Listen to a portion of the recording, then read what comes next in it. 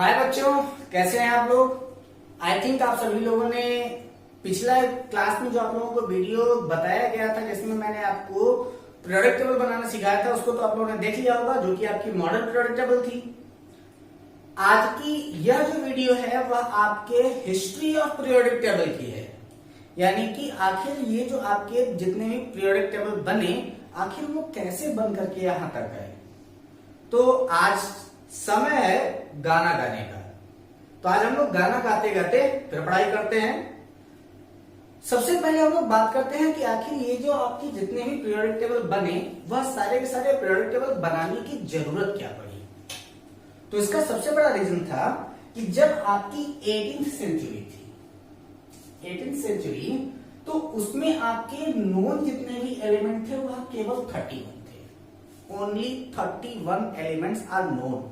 अगर इसके भी पहले चला जाए तो हम लोग कहते क्या है कि जो आपके बहुत ही पुराने लोग थे यानी कि जिसको स्टोन एज कहते हैं, तो स्टोन एज के लोगों को केवल 3 मेटल्स के ही बारे में नोन था। वो केवल 3 ही मेटल्स जानते थे, इसके अलावा कुछ जानते ही नहीं थे। फिर बाद में आपके 18th सेंचुरी तक केवल 31 ऐसे थे एलिमेंट्स जो नोन किए गए।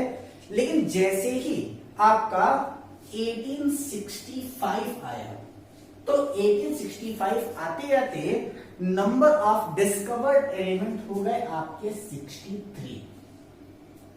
तो पहले जो था वो आपके पास केवल और केवल 31 एलिमेंट्स थे, तो उनको तो लोग आसानी से पढ़ लेते थे।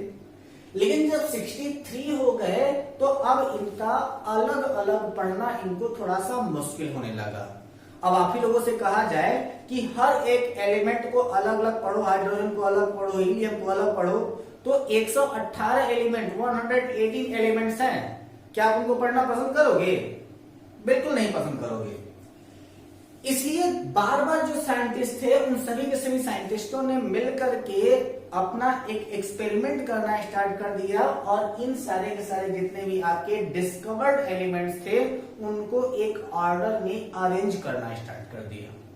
और इसी चीज के बीच में सबसे पहली पीरियोडिक टेबल आई और वो थी आपकी डोबेनियर की पीरियोडिक टेबल, जिसको हम लोग डोबेनियर्स के ट्रॉय के ही नाम से जानते हैं। तो सबसे पहला पीरियोडिक टेबल आया जिसको हम लोग कहते हैं डोबेनियर्स पीरियोडिक टेबल या फिर डोबेनियर्स ट्रॉयज। ये आपके जर्मन साइंटिस्ट थे जिन्होंने अपना सबसे पहले ट्रॉयज दिया था और इन्होंने एक सबसे बड़ा काम किया था। इन्होंने कुछ पीरियोडिक टेबल वगैरह नहीं बनाया था इन्होंने, लेकिन सिर्फ एक थिंक दे दिया कि ये जितना भी हम लोग अलग अलग एलिमेंट्स की स्टडी कर रहे हैं उससे अच्छा है कि उनको ग्रुप बना करके पढ़ें। तो उन्होंने उन सारी चीजों को बनाया कैसे था, तो उन्होंने सारी चीजों को बना दिया था अकॉर्डिंग टू एटॉमिक वेट। तो हम लोग डोबेनियर्स के बारे में देख लेते हैं। डोबेनियर्स ट्रॉयड क्या है आपका? डोबेनियर्स ट्रॉयड है, ठीक है। ये आपके जर्मन साइंटिस्ट थे। तब इन्होंने कहा क्या कि ऑन द बेसिस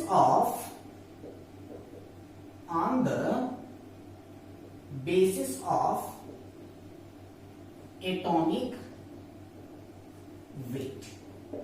इन्होंने कैसे अरेंज किया था? उन्होंने अरेंज किया था on the basis of atomic wait. जो भी एलिमेंट्स इनको मिले थे उस समय इन्होंने on the basis of atomic wait के ही इन्होंने उसको ऐड किया था, ठीक है। और इन्होंने क्या कहा था? ट्वाइस का मतलब होता है कि 3 एलिमेंट्स हैव सेम प्रॉपर्टी।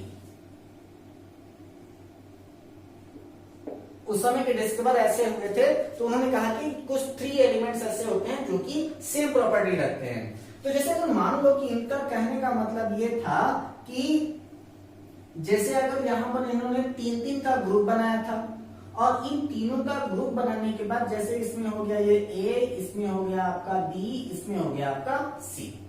तो इनके कहने का मतलब ये था कि ये जो आपका बी होगा वो होगा mean of atomic weight of A and C, ठीक है। या फिर इसको अगर हम दूसरे लैंग्वेज में कहना चाहें तो यहां पर इनका कहने का मतलब था कि atomic weight of B is equal atomic weight of A plus C divided by 2। ठीक है, अब इनके ट्रॉयस कौन कौन से थे जरा सा उसके बारे में देख लेते हैं। इसके बाद फिर इनकी डेमेरिट्स देख लेते हैं कि इनकी डेमेरिट्स क्या थी। इसको मिटाता हूं मैं, इसको नोट कर लीजिएगा जल्दी से। तो जैसे इन्होंने कई सारे ग्रुप्स बनाए तो उन सारे ग्रुप्स को हम लोग जल्दी जल्दी से लिख लेते हैं। जैसे कि आपका क्या है, इन्होंने एक बनाया LINAK, ठीक है। LI का कितना होता है, तो वो होता है आपका 7, 23 और 39। दूसरा इनका ग्रुप क्या था, दूसरा ग्रुप था इनका CASRBA। इनका क्या था, तो इसका आता है आपका 14, इसका आता है 88 और इसका आता है आपका 137। तीसरा ग्रुप था इनका क्लोरीन, ब्रोमीन, आयोडीन। क्लोरीन का कितना होता है 35.5, ब्रोमीन का कितना होता है 80, आयोडीन का कितना होता है 127। बाकी आपके एनसीईआरटी के बुक्स में पूरा के पूरा ट्रायल मिल जाएगा, लेकिन कुछ इंपॉर्टेंट ऐसे हैं जिनको हम यहाँ ले रहे हैं। तो चलिए जरा से इसको देख लेते हैं हम लोग। तो यहाँ पर आपका क्या कर रहा था कि ये जो आपका फर्स्ट एंड लास्ट का एड है, यानी कि 39 प्लस 7 डिवाइडेड बाई 2, तो 39 और 7 कितना आ जाता है आपका 46 divided by 2 is equal to 23। कुछ ऐसे थे जो कि बिल्कुल आपके एग्जैक्ट आए और कुछ ऐसे थे जो एग्जैक्ट ना आकर के उसके अप्रॉक्स आए, तो उन्होंने उसको मान लिया था कि उनका भी नेचर लगभग सेम ही आएगा। तो जब Li का एटॉमिक वेट और अगर आप पोटेशियम का एटॉमिक वेट दोनों को अगर आप ऐड करके 2 से डिवाइड करें तो वह आपके सोडियम के एटॉमिक वेट के अप्रॉक्स आएगा। यहां तो आपका एग्जैक्ट आ गया है। सेम वही कंडीशन आपका क्या कि यहां पर 137 प्लस 40 डिवाइडेड बाई 2, तो आप ऐड करके देखिए कितना आ रहा है, तो आपका आ जाएगा आपका 177 divided by 2 is equal to आप कितना रहा है 88.5, यानी 0.5 यहां पर आपका ज्यादा आ रहा है, तो उसको मान लिया जा रहा है कि 88 के करीब में आएगा। सेम कंडीशन अगर यहां पर देखें तो क्या आता है आपका 35.5 plus 127 divided by 2 is equal to आपका कितना रहेगा near about 165 divided 0.5 divided 2 is equal to कितना 81.5। तो ये भी माना जा सकता है कि वह आपके 80 के अप्रॉक्स है। 1.5 ज्यादा है तो वो उसको अप्रॉक्स मान सकते हैं। लेकिन अब यहां पर उस समय तो आपके नियर अबाउट 30 प्लस एलिमेंट्स आपके नोन किए जा चुके थे, नियर अबाउट 31 के करीब में थे और बढ़ते ही जा रहे थे। और उस समय जब इनके ट्रायड्स के बारे में जब इनकी डिमेरिट्स देखी गई तो इनकी डिमेरिट्स क्या क्या निकली, तो सबसे पहली डिमेरिट्स थी इनकी फेलियर हम लोग नहीं कह सकते क्योंकि उस समय इसके बारे में किसी ने सोचा नहीं था। तो हम लोग जैसे कह देते हैं ना कि अरे फेलियर है इनका, तो इनका फेलियर नहीं था, ये इनकी डिमेरिट्स कही जा सकती है क्योंकि उन्होंने अपने दिमाग से जितना ही सोच सकते थे उन्होंने उतना सोचा। तो इनकी डिमेरिट्स क्या थी, तो इनकी डिमेरिट्स थी सबसे पहला क्या कि all known elements not fixed in triad, all known element not fixed in triads.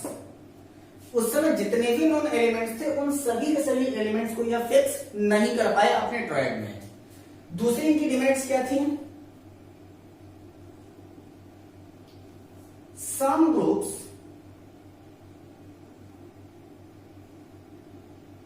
are not obey the triads rule. कुछ ग्रुप ऐसे भी थे जो आपके ट्रायड्स के रूल को फॉलो नहीं कर रहे थे, ओबे नहीं कर रहे थे। जैसे कि अगर हम लोग यहां पर देखेंगे थोड़ा सा ऊपर चले जाएंगे, यहीं पर आपका इसी ग्रुप के बारे में बात कर रहे हैं, तो यहां पर आपका फ्लोरीन, ठीक है, फ्लोरीन का कितना होता है, फ्लोरीन का होता है आपका 18। अब यहां पर इसका मतलब यह है कि आपका 80 प्लस 18 डिवाइडेड बाय 2 जो है वो आपका 35.5 आना चाहिए, लेकिन क्या आएगा, इम्पॉसिबल है कि नहीं आएगा। ठीक है, तो जिसकी वजह से इनकी कई सारी पीरियोडिक टेबल जो थी वह आपके ट्रायड्स जो थे वो कई सारे नॉन एलिमेंट्स को फिक्स नहीं कर पाए, और इनके कई सारे एलिमेंट ऐसे थे जो इनके ट्रायड को फॉलो नहीं कर रहे थे, जिसकी वजह से इनका जो पीरियोडिक टेबल था वो फेल हो गया। अब बात करते हैं अगले साइंटिस्ट छैया छैया वाले की। नाम कौन है, न्यूलैंड।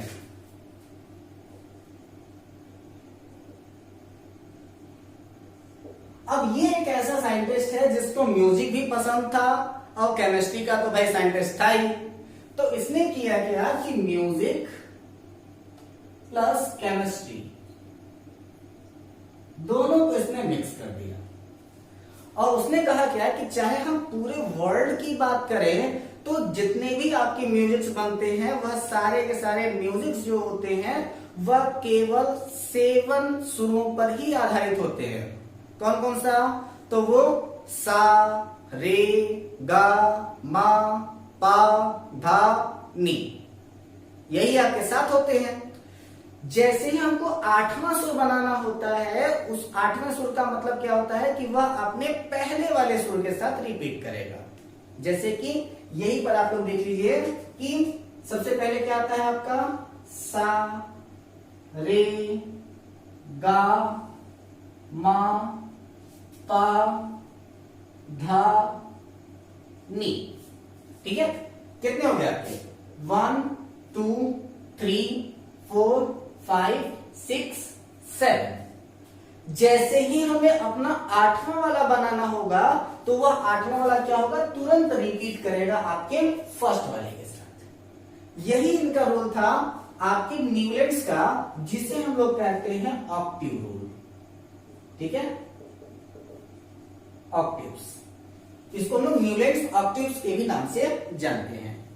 अब न्यूलैंड ने ऑक्टिव्स बनाते समय एक्चुअली इनके समय में था क्या कि एक छोटी सी डिमेरिट इनके साथ ये हो गई कि जिस समय न्यूलैंड्स ने अपना पीरियोडिक टेबल था दिया था तो ये भी डिपेंड किया था इन्होंने डोबेनियर के ही अकॉर्डिंग, ये भी चले थे आपके एटॉमिक मास को ही लेके। ये भी बात किसके अकॉर्डिंग किए थे, एटॉमिक मास के ही अकॉर्डिंग उन्होंने सारे एलिमेंट को एडजस्ट किया था। लेकिन डोबेनियर ने क्या किया था कि उन्होंने 3-3 का ग्रुप बनाया था, इन्होंने थोड़ा सा उसको ग्रुपिंग को और बड़ा कर दिया, और जब वो उसको बड़ा करना स्टार्ट किए तो उन्होंने क्या किया कि सबसे पहले वही आपका सा, रे, गा, मा, पा, धा, नी करने लगे।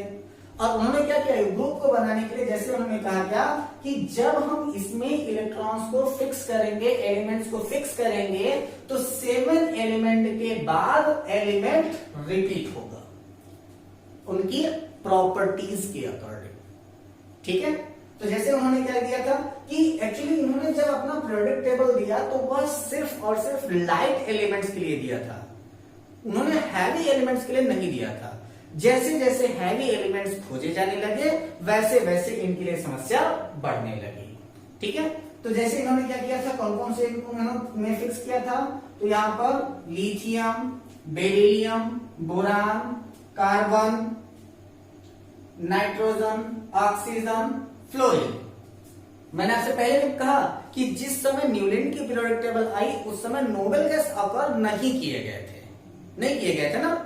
तब यहां पर देखिए F, इसके बाद तुरंत यहां पर आप आ जाइए, और इसके बाद फिर आपका क्या रहता है, sodium, magnesium, aluminium, silicon, phosphorus, sulphur, chlorine, potassium, calcium. इसके आगे ये बढ़े ही नहीं, इन्होंने सिर्फ और सिर्फ इतने ही एलिमेंट को इन्होंने फिक्स किया है। तो अब इनके बारे में अगर देखा जाए तो यहां पर क्या दिख रहा था कि ये जो आपका लिथियम की प्योरिटी जितनी भी आपकी क्वालिटी थी वह सोडियम के साथ, सोडियम की पोटेशियम के साथ मिल रही थी। ऑर्डर आप सेम वही देख रहे हैं, वही ऑक्टिव वाला ही रूल है कि जैसे कि आपका lithium, beryllium, boron, carbon, nitrogen, oxygen, fluorine, fluorine के बाद आपके नोबेल गैस अकॉर्ड है नहीं, तो जैसे ही आपका जाएगा तो अगली पीरियड जितने जो एटम होगा उसकी क्वालिटी जो होगी वो अपनी इस ग्रुप के साथ मिलेगी। तो उन्होंने उस समय एक्टिव दिया, उस समय तक ये तो ठीक था, लेकिन ये सारे के सारे एलिमेंट्स के लिए सही नहीं था, इसलिए इन्होंने सबको नहीं फिक्स किया। जितने भी आपके लाइट एलिमेंट्स थे उन लाइट एलिमेंट्स को इन्होंने फिक्स किया, और यहां से एक सबसे बड़ा फायदा हुआ हम लोगों को, और वह मिली हम लोगों को एक सबसे बड़ी चीज जो थी हम लोगों की प्रियोरिटी।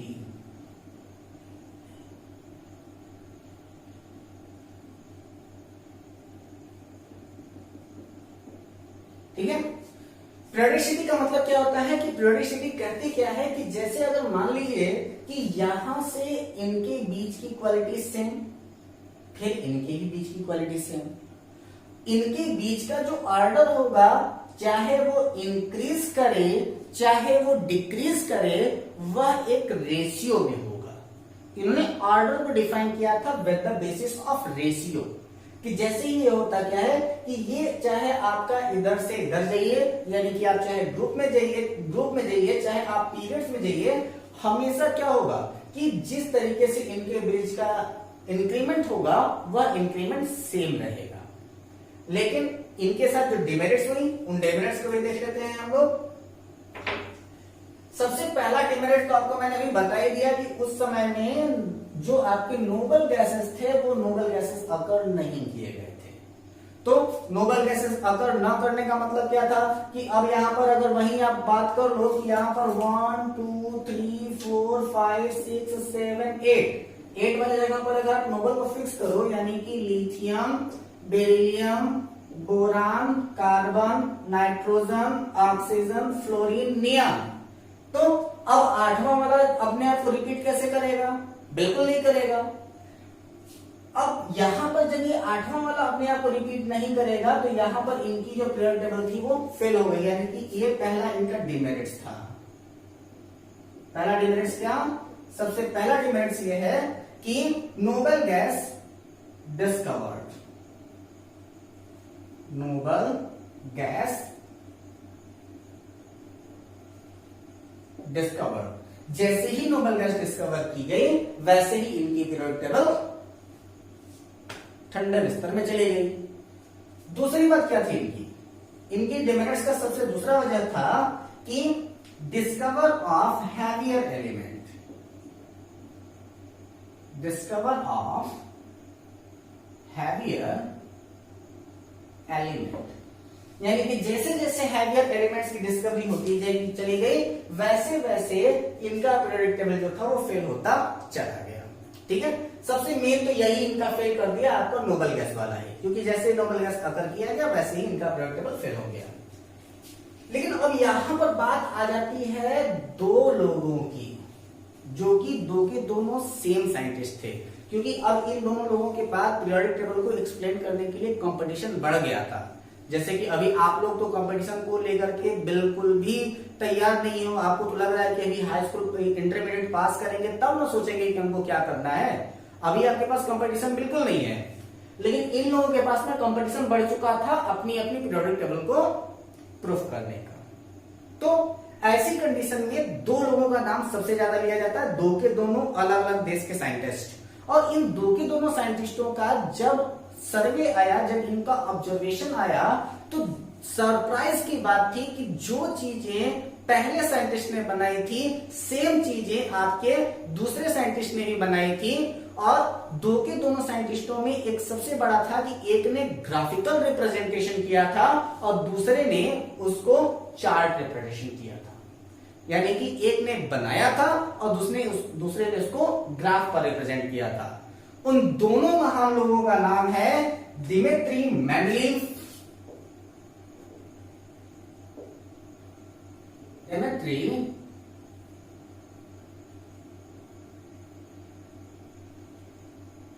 मेंडलीव, जो कि आपके रशियन साइंटिस्ट थे, और दूसरे महान व्यक्ति का नाम है लोथर मेयर। ठीक है, और इसी लोथर मेयर का ही हम लोग कहते हैं ग्राफ, इसको हम लोग मेयर ग्राफ के भी नाम से जानते हैं, मेयर ग्राफ के नाम से जानते हैं। तो यहां पर आपका पहला बात आ जाता है आपके डिमित्रियस मेंडलीव की, और दूसरा जो होता है वो आपके लोथर मेयर की। अब बात यहां पर जब इन दोनों साइंटिस्टों की हो जाती है तो एक्चुअली ये दो के दोनों एक्सपेरिमेंट बिल्कुल बैक टू बैक एक्सपेरिमेंट था, दोनों का एक्सपेरिमेंट बिल्कुल सेम था, लेकिन जल्दी अपना रिसर्च देने की वजह से सबसे ज्यादा प्रसिद्धि अगर किसी को मिली तो वह आपके मेंडलीफ को मिली। जितनी प्रसिद्धि आपके लूथर मेयर को नहीं मिली उससे कहीं ज्यादा प्रसिद्धि जो थी वो आपके मेंडलीफ को मिली। मेंडलीफ के बारे में ऐसा कहा जाता है कि इन्होंने पीरियोडिक टेबल सपने में बनाया था। सरप्राइज है कि नहीं आप लोगों के लिए? उन्होंने ऐसा बताया कि इन्होंने पूरी पीरियोडिक टेबल को सपने में देखा था और सपने में उठने के बाद उन्होंने पूरी की पूरी पीरियोडिक टेबल को ताश के पत्तों पर बनाया था। उन्होंने ताश के पत्ते पर पूरा के पूरा एटॉमिक नंबर और उनका सारा एटॉमिक नंबर नहीं बल्कि एटॉमिक मास, क्योंकि उस समय एटॉमिक नंबर का कॉन्सेप्ट नहीं आया था। एटॉमिक मास के अकॉर्डिंग इन्होंने सारे के सारे को एडजस्ट किया और मास के अकॉर्डिंग उन्होंने पूरी पूरी पीरियोडिक टेबल को बना दिया।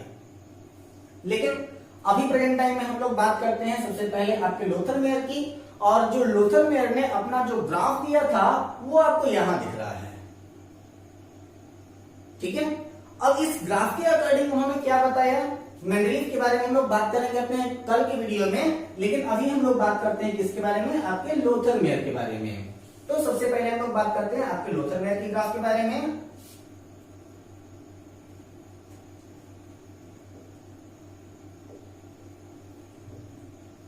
Luther Meyers graph.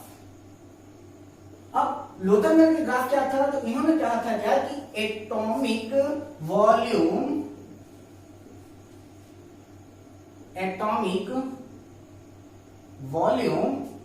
Upon atomic mass, ठीक है। जो आपको यहां पर जो आपको दिख रहा था उसके अकॉर्डिंग में नहीं, बल्कि आप लोग सिर्फ समझाने के लिए एक छोटा सा ग्राफ में बना रहा हूं।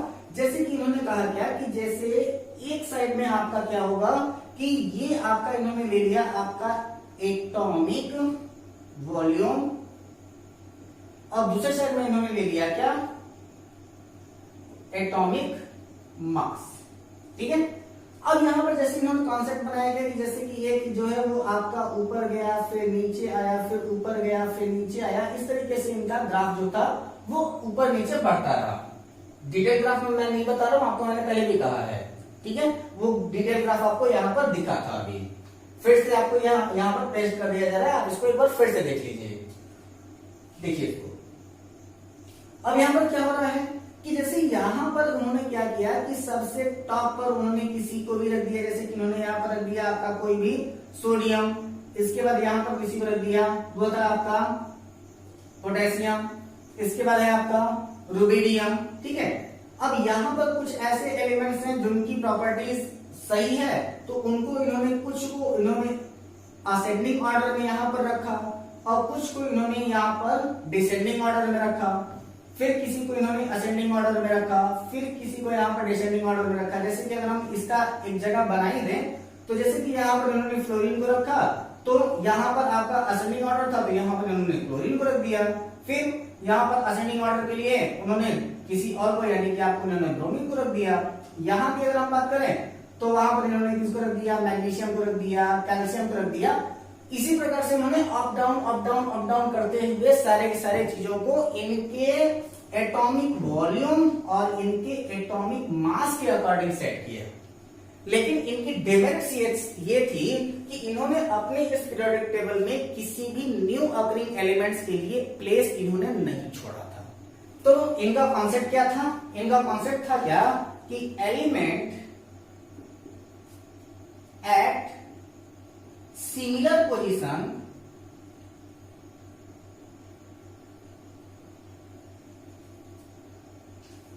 Of curve have similar property, ठीक है। यानी कि जो कुछ भी एलिमेंट आपके सिमिलर प्लेस के ऊपर प्लेस्ड होंगे उनकी प्रॉपर्टीज बिल्कुल सिमिलर होगी। यह इनका कॉन्सेप्ट था। अपने अगले वीडियो में हम लोग बात करते हैं मेंडलीफ के पीरियोडिक टेबल की। तो आप लोग ये सारे के सारे कॉन्सेप्ट को अच्छी तरीके से समझ लीजिए। आपको पीडीएफ सेंड कर दी जाएगी, उसको अपने नोटबुक में आप लोग नोट डाउन कर लीजिए। कोई भी डाउट हो तो आप उसको हमसे पूछ लीजिएगा। घर पे रहिएगा और लगातार पढ़ाई करते रहिएगा, क्योंकि आपका टेस्ट कभी भी लिया जा सकता है। इस चीज के अनुसार आप लोग अपनी तैयारी कीजिएगा। So keep watching, best of luck.